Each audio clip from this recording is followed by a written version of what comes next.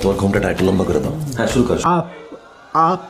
আফতাব আফতাব আমার আফতাব ভালো করে বলেন পড়েন। আরে বাপ, পুরো কথা তো মুখ দিয়ে আস্তে আস্তে তো আর করতে পারতাম, মনটা চাই একদম ঘেরাই দিয়ে ধরে। সূর্য এমন করতেছো কেন? বলতে পারবেন না? শোনেন, মুখে ধার্য করিয়া এখন আপনি বলেন কবুল। কবুল। হাই কাজী সাহেব, কবুল বললে তার সাথে আমার বিয়ে হয়ে যাবে। ও তাই তো, সেখানে কবুল বলবো। এই আপনি বলেন কবুল বলতে, বলেন আপনারা বলেন কবুল। কবুল কবুল। যান তুমি তিনবার কবুল বলে করো তো, সাইন করতে যে এই জায়গাটা সাইন করো। মাথা নষ্ট।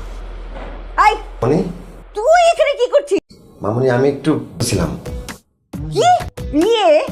আসলে তুই জানিস না আজকে তোর ফ্লাইট, কত কষ্ট করে সৌদির শাড়ি পরে বের হইতে, আমি শাড়ি পরে বের হইলাম অফিসে নিয়ে আসছে, তুমি এরকম একটা, আমি কি বিশ্বাসটা করলাম? মামনি বাসরটা করে নি, তারপর বিদেশ যাব। বলে কি হারামজাদা। আমার কি হবে? আগে একবার ফিরাসা কবে আসবে তুমি আমায় কথা দাও।